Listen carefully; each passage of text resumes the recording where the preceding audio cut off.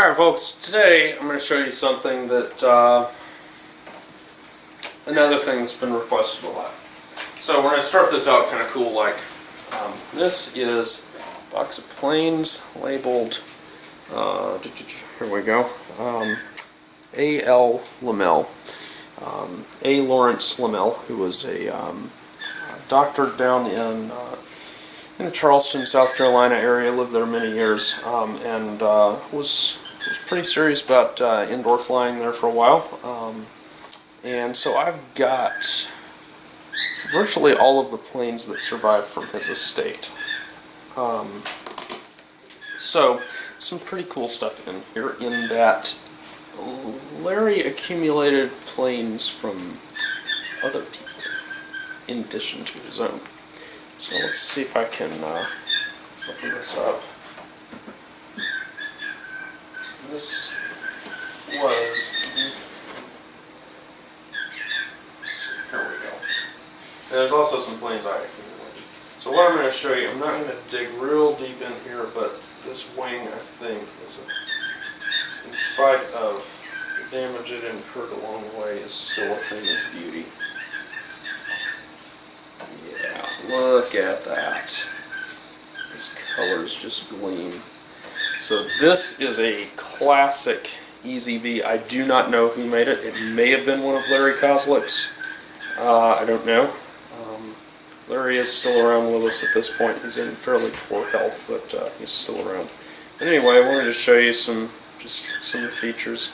So there are a lot of patches on this. I put the patches on. The airplane was damaged pretty heavily in the distribution of the estate. And I'll just say that's a bitter spot for me. But you can see the wing is mounted up on wing posts, very traditional method, and that's going to be very significant here in a minute. So, putting the wing back in the box, we will pull out a different wing. And we'll grab a motor stick and a tail section, and I don't know if these go together. They're all labeled. So Larry did imitate the better folks in this hobby, and not me. So he's got a removable tail boom here. More importantly, he had these sliders the wings fit on. So you can see there are paper tubes. That's what this video is about.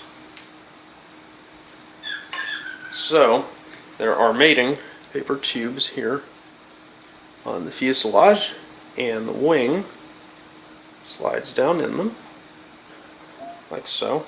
And there are marks for where the wing goes up here at the front, and there are marks for the one at the back, so that it slides in. And now, I've got a wing that is not only removable, it's adjustable, so I can adjust up and down. Now, his tail planes are not adjustable. That'll come up in a minute. That easyb in their same story, again, built by a different modeler, but same concept. So, let me put this guy back in here. Hopefully in a way that doesn't destroy everything in the box. There is one last thing I want to show you, because this is really cool. If I can get all of this put away.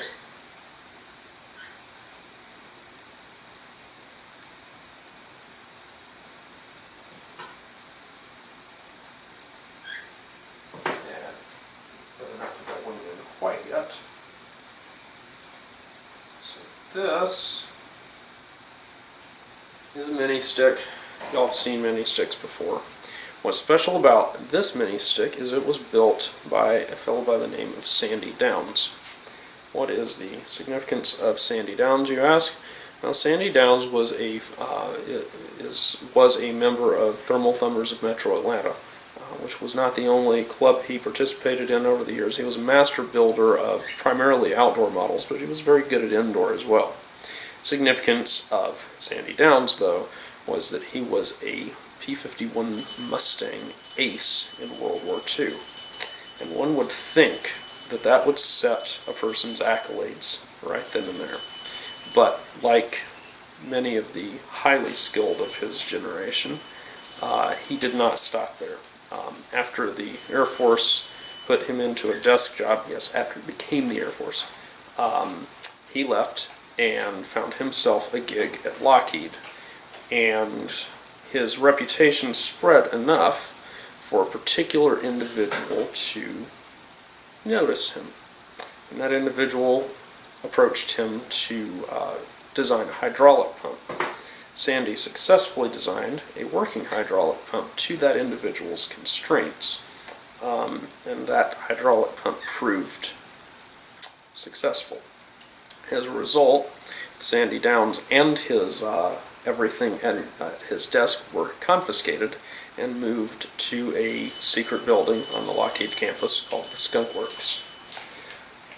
So I just think it's kind of cool that I've got Skunk Works engineers' stuff in my collection. So let me put the Skunk Works mini stick away, and let's get started with how we're going to do all this. Oh, before I put it away though, I wanted to explain the whole point of that entire arrangement was this one also uses the little tissue tubes on the motor stick. And in traditional mini stick fashion, nothing back here. Sandy Downs did not design this airplane. This is a Joe Crush K777. Of note, Joe designed this airplane in the early 90s, remains competitive now. Many of the current records were set with variants of this airplane. Joe is still around at age 100.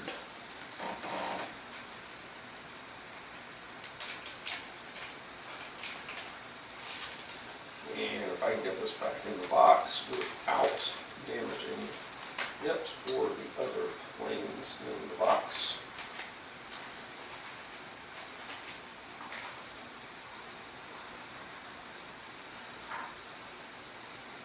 Helps to put everything in the correct order. Just a little bit of Tetris here. So for the record, the mini stick is the one thing in this box that I did not actually acquire from Larry Linnell. I just found the box to be a convenient place to store it with all the other things.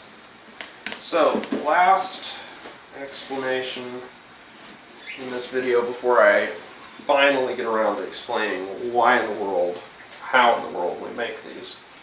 This is my penny plane that you saw in the flight test videos. I have not built myself another penny plane since then, and this one is quite terrible.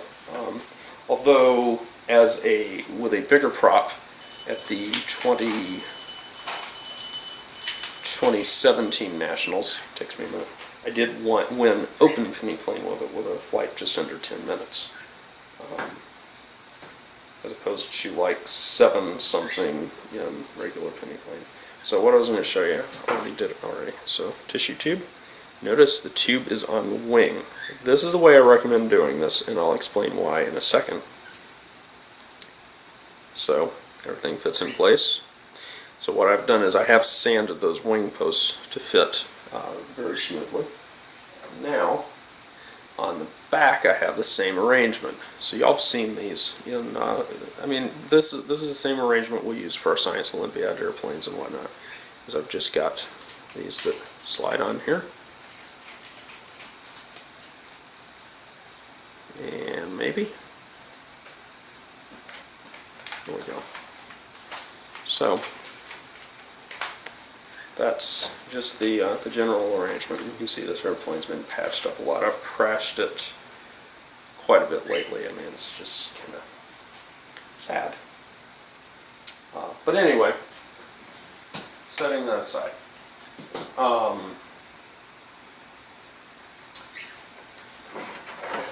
So I'm going to show you one size of these tissue tubes. And I should mention, be right back, let me grab something. Got any polyamide tubing? I'll just take one of these.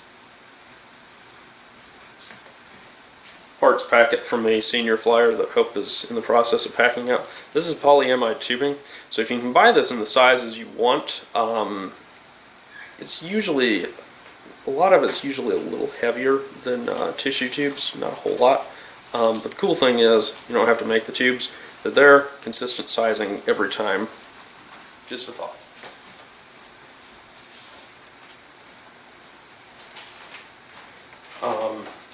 So, this is a piece of 1/16 inch piano wire. Let's see, this end is clean. What I'm going to do is I'm going to take some silicone grease. There are better materials for that. Like if you could get carnauba wax, highly recommended. That's actually a good mold release agent. But what I'm doing is I'm just greasing this up. And the reason for that is I don't want the tube to stick to it. And it is highly motivated to do so. Now I'm going to take a piece of easyb tissue. Try not to have yours wrinkled up by your 3-year-old like mine is. Now what I'm going to do is I'm going to zoom you in on what I'm doing here. So I take a pair of scissors, and you cannot make extremely long lengths of this tubing at a time.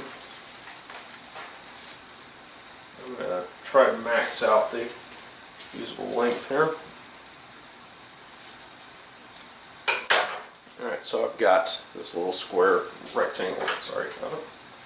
This is my greased end. So what I'm going to do, and there are various ways of doing this, but I am actually going to put some glue directly. I can spill the rest on this tissue paper, see if I can. So what I'm doing is I'm putting glue directly on this this mandrel to try to get this to kind of curl around here. You can also use Elmer's white glue for this. As long as you keep your planes dry, that works great. And frankly, I find it to be a little bit easier if you're a little more patient. It does tend to stick more to the mandrel, but you can get some super, super lightweight tissue tubes with that. Especially if you roll them from condenser paper. Condenser paper makes great tissue tubes. They're fairly durable. They come out very precise every time, and they are insanely light. I would submit that using segment, like what I'm doing here, is the most frustrating way to do this because it keeps wanting to come off the rod here and change the diameter of my tube. Every time I use this type of glue for this, I do end up a bit frustrated. So take that for what it's worth. Like I said, Elmer's is very forgiving in the rolling process, less so in the removal process. But anyway, now I've got, it's doing it again. I may not even, this one may not even work. We may have to just cut the video and go to the other way of doing it.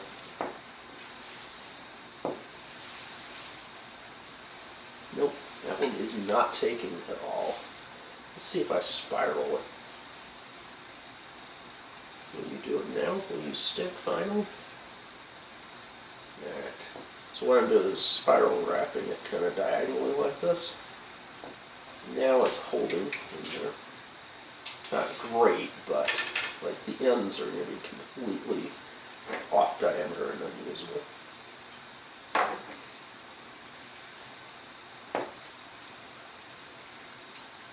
There's so much excess glue in there, and it is still going over diameter.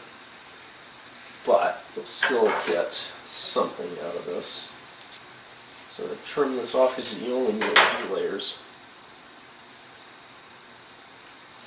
Now I'm just smearing the excess glue in here to wet it out fully, and that also is drawing it down to the correct diameter.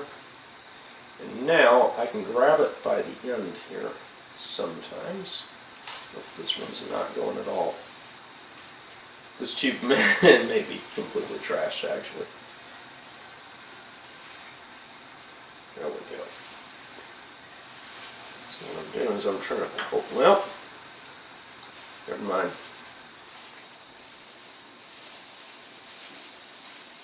So what you want to do is try to slide it off the end. The thing that does not always work. Sometimes you have to wait till it's dry. Especially with as much glue as I've got on this one. But here we go. Now I'm able to slide rod out. Center that up a little bit. And so this is still wet, so if you notice I'm inching my hands further and further back. The result is you now have, I don't know how well that's focusing, but you now have this paper tube that is 0.63 roughly inner diameter. And now what you can do is wait for this to dry, and what I recommend doing is after this has dried, slide it back. Let's see if I can get it on the, nope, not going to go in there. Yeah, clean all the glue off of this, set it back in here, and then what you'll do is you'll take a razor blade and you roll it back and forth on the table to cut these to size. You don't just chop them, doesn't give you as good a finish. If you roll it back and forth while it's on the mandrel, you get a very nice cut finish, and then you cut those to length and glue them in place. So, wrong zoom direction, there we go. So, I hope I have thoroughly bored you so you never want to make these again, right? Whatever. Anyway, that's how you make your tissue tubes. And questions, comments, put them below. I may come back here in just a moment and we'll show cutting them loose. But anyway. Alright, so we did get this dried. So what I'm going to do is I cleaned off all of the glue off of this mandrel. And so, let me show you right here. What I'm doing is I'm sliding the mandrel in here. Slides back on, real nice. Now this area back here is unusable, as is this at the very end. Now what I'm going to do is I've got a really sad razor blade that I have used on some things that have dulled it up. So if you notice, I'm rolling this back and forth, like so, and that pops the end right off. And now, this glue is actually still a little bit wet in this one, and the diameter is off pretty considerably up here at the front, so I'm just going to whack that part off.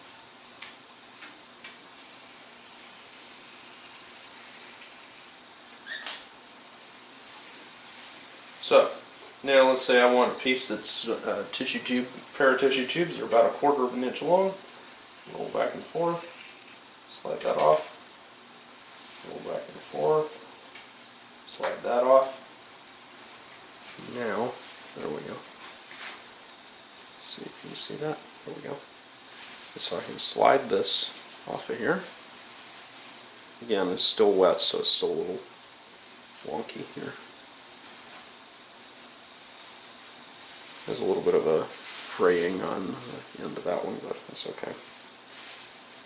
But what's important is, now I have a pair of tissue tubes that I can use as you would, well, use them. And so, I'm slide them for the time being, because I may actually use these because they're in good shape.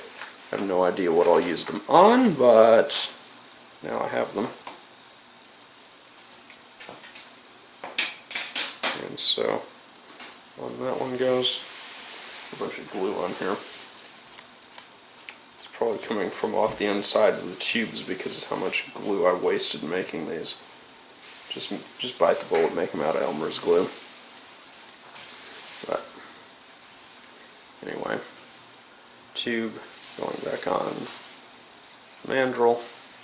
You can actually put it on there, put a dab of glue on it, lock it onto the wing like that if you don't want to manipulate it by hand. And I've got Duco all over my hands, lovely. So that's how you make tissue tubes from someone who plays an expert on the internet. That's about it. So yeah, hope y'all like that little demo, and we'll see you later.